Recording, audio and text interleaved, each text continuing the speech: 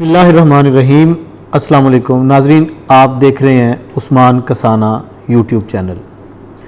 पाकिस्तान की मौजूदा सियासी सूरत हाल के हवाले से अगर ये कहा जाए कि अब ये अपडेट आया है और मैं ये नई खबर आपके साथ शेयर कर रहा हूँ तो फिर बंदा इसी काम में लगा रहेगा। गुज़िश्ता 1.5-2 महीने से रजीम चेंज के बाद, हुकूमत की तब्दीली के बाद इतने ज़्यादा अपडेट्स हैं, पॉलिटिकल अपडेट्स, इतनी ब्रेकिंग न्यूज़ हैं और इसके अलावा बहुत सी ऐसी हिडन स्टोरीज़ हैं जो अपने नाजरीन के साथ कोशिश के बावजूद भी मुकम्मल तौर पे शेयर नहीं की जा सकती। अब एक नया इक़दाम हुआ है, एक नया काम शुरू हुआ है। सुप्रीम कोर्ट ऑफ पाकिस्तान ने एक फ़ैसला महफूज कर रखा था, जिसे सुप्रीम कोर्ट ने डिक्लेयर कर दिया है, जारी कर दिया है। उसमें ये कहा गया है कि जो मुनहरिफ होगा अपनी जमात की पॉलिसी से, अपने पार्टी कायद के जो उसकी डायरेक्शन होगी उसके खिलाफ जाएगा, वो असेंबली में जब वोट कास्ट करेगा उसका वोट शुमार नहीं किया जाएगा। इस राय को लेकर जो सुप्रीम कोर्ट ने राय दी है, कल से सोशल मीडिया पे और आज अखबारात में भी बहुत सारी ऐसी चीज़ें जिन्हें हम कह सकते हैं कि मन घड़त हैं, और कहने वाले लोग भी कोई आम लोग नहीं, बड़े बाखबर और समझदार और बहुत ज़्यादा एक लेवल के लोग हैं जिनको जेब शायद नहीं देता कि वो इस तरह की बात करें जैसे वो समझ सकते हैं कि ये बात गलत है। मिसाल के तौर पे फवाद चौधरी साबिक वफाकी वजीर हैं, वो बड़े एक मैच्योर सियासतदान हम कह सकते हैं उन्हें। मैं अपने नाज़रीन से सवाल कर रहा हूँ कि हम उन्हें मैच्योर सियासतदान कह सकते हैं। वो बहुत सारी जमातों में सर्व कर चुके हैं, तमाम सियासी जमातों से उनका वास्ता रहा, मुख्तलिफ ओहदों पर रहे, एक समझदार सियासतदान हैं। वो ये कह रहे हैं कि सदर पाकिस्तान असेंबलियां तोड़ दें, ये उनका बयान है, उनकी तरफ से जारी किया गया।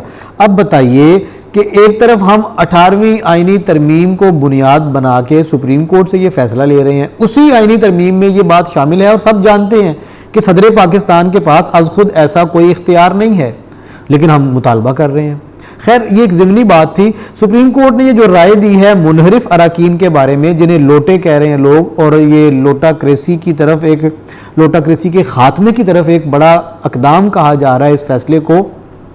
इसमें सुप्रीम कोर्ट ऑफ पाकिस्तान ने सिर्फ उनका वोट शुमार करने से रोका है और ये डिक्लेयर किया है कि ऐसा जो वोटर होगा, मेंबर असेंबली होगा, जो अपनी पार्लिमानी पार्टी के अगेंस्ट जाके वोट देगा, उसका वोट कास्ट नहीं होगा, वोट शुमार नहीं होगा, उसकी रुकनीयत बरकरार रहेगी। ना अहली की तरफ तो अभी गए ही नहीं है। उसके लिए क्या कहा है? उसके लिए कहा है कि पार्लियामेंट खुद फैसला कर ले, खुद उसमें इसकी तशरीह कर ले, खुद डिसाइड कर ले।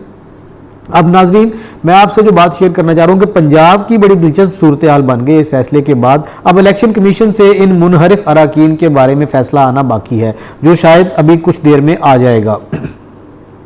सुप्रीम कोर्ट ने तो ये कह दिया कि इनका वोट शुमार नहीं होगा। अब ये जो इन लोगों ने 25 लोगों ने हमजा शहबाज को वजारत आला पंजाब के लिए वोट दिया था, अगर उनका वोट शुमार ना किया जाए तो क्या हमजा शहबाज वजीर आला बरकरार रहते हैं या नहीं?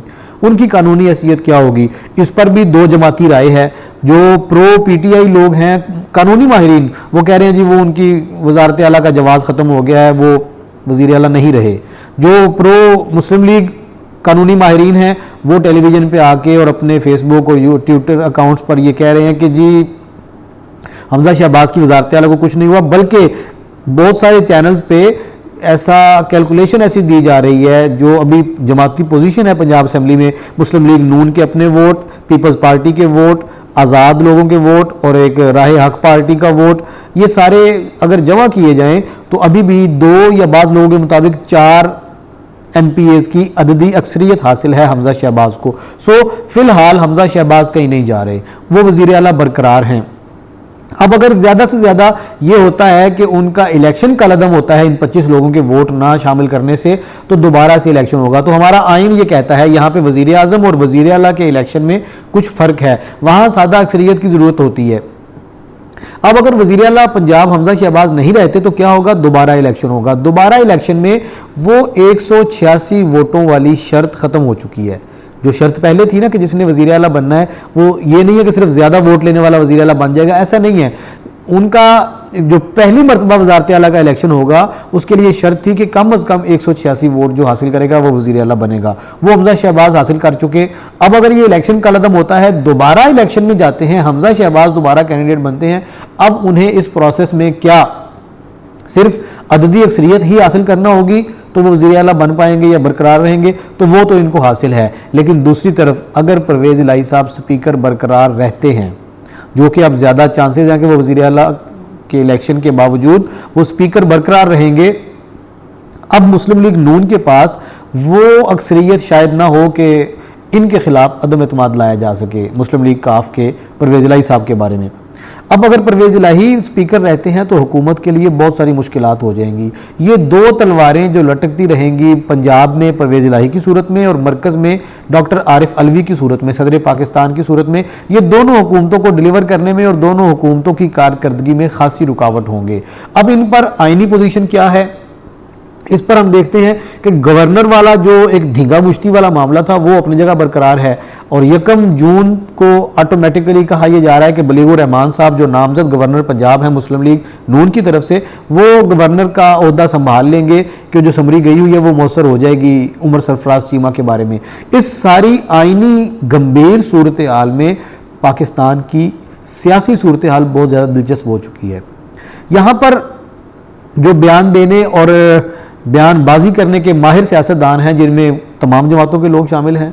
शेख रशीद साहब का नाम सबसे नुमाया है। मुस्लिम लीग नून की तरफ से वफाकी वज़ीर दाखिला राना सनाउल्लाह साहब ऐसा चुटकुला छोड़ते हैं या ऐसा बयान देते हैं जिसे बहुत ज़्यादा वायरल किया जाता है, बड़ी उसको जिसे हम कह सकते हैं बूस्ट मिलता है। इन बयानात पे अगर जाएं तो सूरत हाल थोड़ी सी दिलचस्प लगती है। इन दोनों चीज़ों में गंभीर आइनी पेचीदगियाँ और दिलचस्प सियासी सूरत हाल, इन दोनों मामलात की मौजूदगी में एक तीसरा और अहम तरीन मामला जो पाकिस्तानी कौम को दरपेश है कि आज डॉलर के बारे में ये कहा जा रहा है कि 200 रुपये में चला गया है। एग्जैक्ट 200 रुपये डॉलर आज चला गया है। हमारी मईशत जिसे हम कहते हैं कि डूब जाएगी, मईशत बड़ी मुश्किल हो जाएगी, ये सब कुछ हो चुका है। हो जाएगी से हो चुकी है की तरफ हम जा चुके हैं। अब हुकूमत की तरफ से एक 2 रुकनी वफ्द कतर में दोबारा से IMF से मुज़ाकरात के लिए चला गया है और वफाकी वज़ीर ख़जाना के बारे में कहा रहा है कि वो भी ज्वाइन कर लेंगे। IMF की तरफ से कुछ रिलीफ मिलने की उम्मीद है। रिलीफ जैसे हम कर्ज़ कहते हैं, शायद हमारी मईशत को कोई संभाला मिल जाए। ये बहुत ज़्यादा पेचीदा सूरत हाल है। पंजाब में अगर बात करें तो अगर ये अददी अक्सरियत वाला मामला यूँ ही रहा तो शायद बजट में बड़ी दुश्वारियाँ आएंगी और वो जो बजट की दुश्वारियाँ होंगी वो हुकूमत के लिए रुखसती का बायस बन सकती हैं। अगर पाकिस्तान के हमसाया मुल्क अफ़गानिस्तान के हवाले से बात करें, कल मैंने अपनी वीडियो में अफ़गानिस्तान का एक हवाले पे जिक्र किया था। अगर अफ़गानिस्तान की बात करें तो अफ़गान हुकूमत ने अपना जो बजट दिया है उसमें उन्होंने डॉलर की कीमत 100 अफ़गानी रखी है। अब उनका जो अफ़गानी करेंसी है एक 100 अफ़गानी के बराबर डॉलर को रखा है।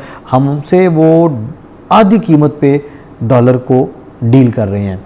उनकी मईशत हमसे मजबूत है ये कहा जा सकता है। सो अफ़गानिस्तान जैसे ममालिक जो बिल्कुल ज़ीरो हो चुके थे, खंडर बन चुके थे, कई अशरों तक जंग में रहे और जिनको कहा जा रहा था लोग सड़कों पर आ गए हैं, लोग मुल्क छोड़कर जा रहे हैं, उनकी कामयाब हिकमत अमली ने उनको स्टेबल कर दिया है। कोई बैरूनी ताकत, कोई आलमी ताकत उनके साथ उस तरह से नहीं है। अंदर के मामलात वो एक सियासी बहस है, लेकिन वहाँ पे अवाम की हुकूमत के साथ कमिटमेंट और हुकूमत की अपने अवाम के साथ कमिटमेंट और फिर उनकी कामयाब हिकमत अमलियाँ, इन सारी सूरत हाल को जब हम कंप्लीट कर लेंगे, मुकम्मल करके जायज़ा लेंगे तो हम ये कह सकते हैं कि वो हमसे बेहतर सूरत हाल की तरफ जा रहे हैं। पाकिस्तान में भी अब स्टेबिलिटी बहुत ज़्यादा लाजिम और ज़रूरी हो चुकी है। मज़ीद सियासी अदम इस्तेहकाम और मज़ीद आइनी लड़ाइयाँ चपकलशें हम इसके मुतहम्मिल नहीं हो सकते।